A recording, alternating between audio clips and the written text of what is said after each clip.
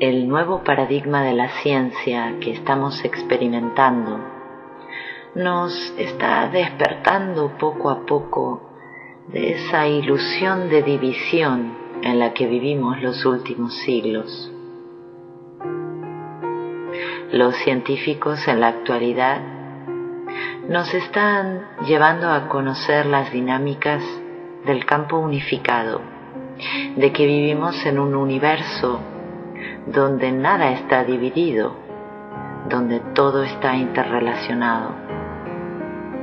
Las teorías de las dinámicas de la mente colectiva son sorprendentes, a pesar de que hace miles de años que nuestros ancestros nos estaban alertando de su existencia. Una de las personas más comprometidas con la teoría del campo unificado supersimétrico es John Hagelin, un físico cuántico que ha trabajado en el Gran Colisionador de Hadrones, director del Instituto de Ciencia, Tecnología y Políticas Públicas de la Universidad Maharishi, director ejecutivo del Centro Internacional para la Defensa Invencible, director de la Fundación David Lynch y director de la Unión Internacional de Científicos por la Paz. Este hombre fue 3 veces candidato a la presidencia de Estados Unidos por el Partido de la Ley Natural. Pero su trabajo es realmente fascinante. En la Universidad Maharishi, hace varios años, se vienen entrenando grandes grupos de miles de personas que practican la meditación trascendental. Grupos de 7.000, 8.000 personas que viajan a distintos puntos del planeta y se ponen a meditar con el objetivo de expandir ondas de paz en el sistema. Hoy tengo el honor de estar con el hombre que propulsa estas acciones de meditación global. Tengo el honor de estar con John Hagelin. Aquí estamos en México, en el VI Congreso de la Ciencia del Nuevo Paradigma de la Educación en la Universidad de Mexicali.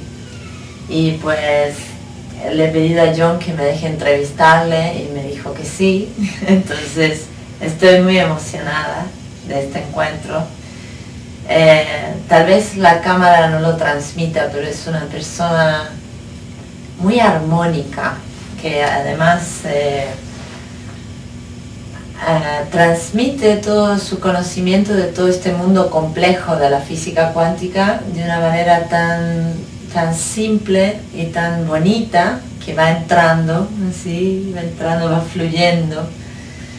Y quería hoy compartir un poco del gran conocimiento que tiene John sobre la física cuántica y sobre la meditación trascendental, que es lo que nos ha hablado hoy en la conferencia. John, I am very, very emotional to be with you, that you accepted to be with me tonight. Bianca, I'm delighted to be with you. I really enjoyed listening to you today at your beautiful presentation at this conference. I'm so happy we could be together tonight. Okay, thank you. Well, tell me something about, we were talking today in the Congress about unity, about that this division that we see is only a perceptual illusion. Exactly. And that really biologically and physically everything is one. It's a beautiful point, beautifully said. It took me an hour to say this today, and you just said it in 30 seconds. Thank you. But it is the modern scientific understanding of the world, based on quantum physics and quantum field theory and unified quantum field theory, or superstring theory, which is the fulfillment of Einstein's lifelong dream to discover the fundamental unity at the basis of the surface diversity of the universe. And these unified field theories, or superstring theories, have confirmed the fundamental unity of life. There is one universal field, and that is all that there is.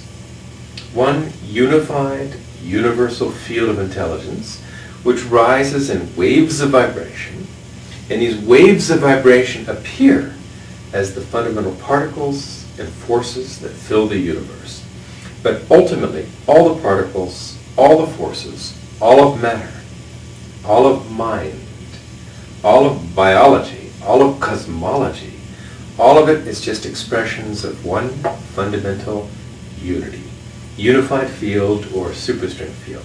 It's very exciting because philosophically there have been philosophers who have philosophized about the fundamental unity of life. There have been great sages and poets and mystics who have described the fundamental unity, who've experienced the fundamental unity of life. But now modern science finally, through its empirical, mathematical, objective approach, has confirmed the fundamental unity of you and of me and of everyone and everything in the universe. We are all one.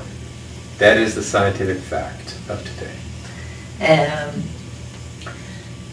Este señor es un científico reconocido en todo el mundo. Ustedes tal vez lo conocen de la película ¿Y tú qué sabes? O del libro El secreto. Y nos está confirmando con una base empírica, con una base científica, la unidad de todo, que todos estamos unidos, que todos somos energía. We are all energy, everything is energy, vibrating, energía vibrando. Today you were talking about bubbles. Tell us something about these bubbles. The unified field, the fundamental unity of life, is an ocean of intelligence. It's an ocean of being, ocean of pure existence. But it's a dynamic ocean. It's a living ocean. It's alive, it's dynamic, and it's constantly bubbling, constantly reverberating, constantly humming within itself. And this humming bubbles up bubbles, like ginger ale bubbles. You said today like Coca-Cola. Coca-Cola, champagne, giving rise to innumerable bubbles, bubbling out of the unified field. Now these bubbles are what I call superstrings. They're literally infinitesimal rubber bands. These little rubber bands are vibrating. Rubber bands can vibrate in different ways. And depending upon how a particular string, particular bubble is vibrating, that string, that rubber band, will behave like a graviton, particle of gravity. Okay. A photon, particle of light. An electron, a neutrino. So these different personalities depend of how they vibrate. Right. That's exactly right. So the whole universe of matter are just the different vibrational modes, vibrational frequencies of this one ocean of being, ocean of existence, ocean of intelligence, bubbling up in the particles and forces of nature. So the whole universe ultimately is nothing but a wave of vibrations of the unified field. You know that the quantum physicists, they find a very big zoo of particles, but I have my preferred particle. What is that? The enchanted quark. Enchanted quark? Yes. Enchanted quark? Is this quark, this charm quark. Charm, the yes. charm quark. That's okay, right. my English. Hmm? Well, this one have a mystery conduct when they are compressed in the nucleus of the atom. They come more free, the asymptotic freedom. That's true. I love that. I love that because when you press them and you want to manipulate them, and they come more free. Can you explain to us this asymptotic conduct of charm quarks? Well, all quarks actually, when compressed, become relatively free of the forces that bind them. I like that. When quarks become farther apart from each other, when they're less compressed, then the force that attracts them becomes stronger. But if you compress them all to within a small distance, then they behave freely within that distance. And do you like that? Yeah, I like it. But now remember, all of these quarks, charm, top, bottom, up, down, and strange. These are now all understood as just different vibrational frequencies of this unified universal field. In this unified field is an ocean of being, ocean of intelligence. And not only do particles arise from there, universes arise from there, thoughts arise from there. Human awareness has the capability of settling down, settling to experience that universal consciousness, universal ocean of intelligence. And from that absolute silence, which we call the meditative state, from that absolute silence, thoughts occasionally bubble up. So thoughts arise out of this ocean of being. Particles arise, forces arise, universes arise out of this ocean of being. Everything arises out of this ocean of being. You arise, I arise. So at our foundation, at our core, we are all one. You were talking today in a very interesting way about the transcendental meditation. Mm-hmm. What impressed me is the power of the collective thought, the collective meditation. Right. When you do it with a lot of individuals, they have this meditation have a very, very important influence in reality, and this is scientifically proved, empirically proved. Exactly. You were talking about that. So you manage a foundation, right, that helps a lot of institutions of the world to learn to meditate. Right. University students, right, people that is in rehab. Talk me about your foundation. What work you do there? All right. I am the president of the David Lynch Foundation for Consciousness-Based Education and World Peace. David Lynch is the creative filmmaker who has created such films as Twin Peaks and Eraserhead and Blue Velvet and Mulholland Drive. A great creator. Very, very creative. He's a tremendous, compassionate human being. And he himself has experienced the power of transcendental meditation, which is the most ancient form of meditation. It's a classic yoga meditation that takes the awareness, which is normally outwardly directed from all these charming things, within to experience deeper levels of mind, deeper levels of thought, and then to experience pure being, which is the unified field at the basis of the universe, at the basis of mind and matter. So that's the David Lynch Foundation supports students all over the world, anyone in the world who wants to learn to meditate, especially students who want to learn to meditate, homeless, children victimized by prostitution, people at risk, people in need, Native Americans. So anyone really who needs meditation, and we all need meditation. Until we're enlightened, we need meditation. The David Lynch Foundation is a philanthropic organization that brings meditation to millions of children and hundreds and hundreds and hundreds of schools all over the world, in the United States, in Latin America, in the Middle East, in Asia, Africa, everywhere. So that's what we do. We take a very powerful, simple technique, the most powerful, according to research, the simplest also, most innocent, natural technique from the ancient yogic tradition.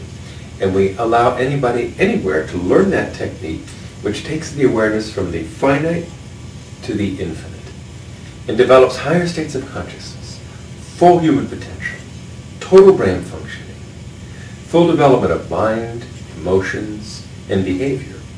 And that's what we all need. We spent so many years in school to develop 5% of our potential. 5%. If education were effective, it would develop the total brain, full potential of life. When you add transcendental meditation to education, education fulfills its goal and develops the full potential of life, total brain functioning in what are called higher states of consciousness, which means enlightenment. And it's really thrilling to be part of this foundation that brings the ultimate experience of enlightenment to anyone in the world who wants it. Además, hoy nos contaba John que la meditación trascendental incluso nos ha mostrado datos estadísticos de distintos journals, papers científicos, de publicaciones muy importantes, donde nos contaba la influencia de la meditación trascendental en la salud pública, por ejemplo, la bajada de los índices de criminalidad en ciudades enteras a través de la práctica de la meditación, en cárceles, la bajada de los índices de reincidencia de criminales, de entrar en la cárcel. La meditación trascendental tiene un poder inmenso en nuestra mente colectiva. Y John hoy nos llevaba a ver esto, la demostración de que esta es una fuerza muy poderosa. Y mientras estábamos comiendo hoy, le pregunté cuánto tiempo le llevaría a una persona a aprender a meditar. How long it will take to a person to learn meditation? It's very, very easy because it's completely natural. It's as though the human brain were designed to experience unbounded awareness, pure consciousness, the unified field. Somehow, most people go through their whole life and never have that experience, which is a tragedy because the brain is designed to have that experience. But education today actually doesn't give that experience. And it takes some time to describe, but the nature of waking consciousness, which means being aware of something, and then another thing, and then another thing, and then another thing. The nature of waking consciousness is being aware of something. But being aware of something, we are not aware of awareness. We're not aware of the self, the subject, the experiencer. The meditative state, pure consciousness, is when the object is completely gone and awareness is left experiencing its own nature, its own unbounded, immortal, blissful nature. So that takes, to have that experience of transcending, it takes about 4 days, about an hour a day. It's very easy. Just 4 days. 4 days, yeah. Una cosa tan importante para la salud y para la humanidad, que se puede aprender en solo 4 días. Just 4 days. Yeah, that's right. It's wonderful. And the technique, transcendental meditation, is taught the same way throughout the world, throughout time. It's an ancient technique that has always been taught from teacher to student in exactly the same way because it works. And the teachers of transcendental meditation have been trained. They all have a master's degree in just that skill, so that they teach in its purity and its effectiveness. So no matter where you learn from an official teacher of transcendental meditation, you'll succeed in having that experience. And children from the age of 10 years old, can also learn to meditate in exactly that same simple way in 4 days, and they're a master of it. It's very natural. Nice. It's beautiful. Learn from children. We can learn from children. That is beautiful. Voy a ser un poco atrevida ahora, voy a ir un poco más a John como persona, no como científico, sino como persona. Oh, I will be a little wild now. And you? Really? And I'm going to go to you as a person, not as a scientist, as a person. Are you happy, John? Very happy. All the time, 24 hours a day, even when I'm sound asleep or dreaming. And do you think this can happen to everyone? Absolutely. I mean, I was fortunate. I learned to meditate from a teacher. I was really miserable. From the age of... ¿Alguien se siente identificado? From the age of 6 years old, I had an ulcer. I was such a nervous, irritable type. I finally had a motorcycle accident, terrible, and I was in a body cast. I was in plaster up to here. And I was flat on my back. And a teacher of transcendental meditation came into the hospital room and said, "Would you like to learn to meditate?" I said, "Yes." And whatever. And right away I experienced that, unbounded awareness, and it was such a relief. So just that took, some couple of years of twice daily meditation, 20 minutes twice a day. I just got happier and happier and happier, and the stress just got less and less. The problems got less and less. My academic performance got better and better. My mind got clearer and clearer. My health got better and better. It's just everything gets better. And as a side effect, all the negativity and stress and anxiety just lifts. It just lifts away. The nature of life is bliss. The nature of ourself, our pure subjectivity, the I within us, that sees and that knows, that is bliss, absolutely bliss. So if there is anxiety in life and suffering in life, it's just a mirage that comes from not knowing the self. That's all.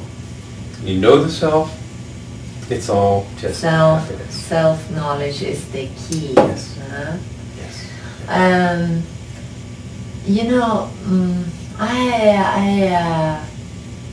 I am every day in Facebook, in the social networks, interacting there. It's a very big world. Big. And I detect a lot of people that is afraid. I understand we are afraid because we are pushed to be afraid. There is some people that for them it's good that we are afraid. Sure.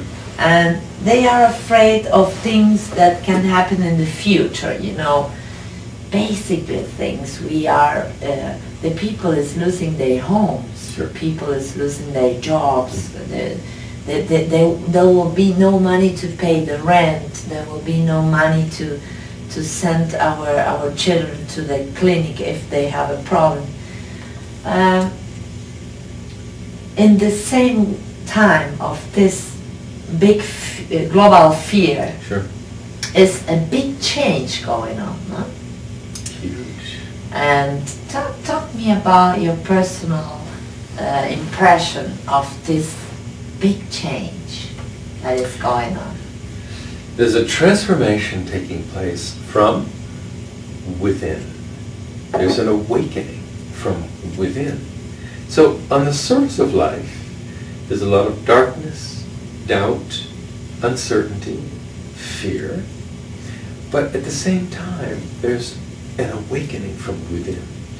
It's like, it would take a while to explain this, but the field of consciousness within you, within me, within everyone, the field of consciousness is waking up. There's more life, more light, more wakefulness in everyone. And when that spark of life comes more and more alive within everyone, there's more life, more consciousness, more creativity, more intelligence, more power, more bliss, more happiness, less fear. And that's happening from within really because there are millions and millions of meditators all over the world who are stimulating and awakening that field of consciousness. That's wonderful. So the light is coming brighter, brighter from within. And when there's more light of consciousness, more brightness, more brilliance of consciousness, everything becomes easier. Everything becomes more successful. And with more creativity and intelligence, the joblessness problem will go away. The economic vitality will come back. Creativity will come back. Inventiveness will come back. Health will come back. Vitality will come back. So we really are in the midst of a fundamental transformation. Not just on the level of economic policy or politics, but on the level of life itself. Life is awakening in everyone. And that life is the force of life, unstoppable. And it's happening more and more quickly. 2 years from now, we will not be able to recognize the world of yesterday. Wow, that's a message of hope. Yeah. And it's very nice coming from you, because you are in the world now a referent of it's something serious that this guy is talking to us. It's something scientifically proved. It's something that is working, and his job is helping globally the humanity. He's going everywhere in the world to talk, and he makes workshops also after his conferences, where the people learn to. Well, you open a door for these people to enter in this process, active to participate in this process of change. I appreciate that very much, but you should also recognize, as you do, Bianca, that you're really also a force of light and a really powerful message of hope. And you're traveling all the time, you're reaching a lot of people, and you're really part of the solution. It's a very wonderful thing that you're doing. So it's a big encounter. Yeah, it's a big encounter. So, can I give you a hug? Yeah.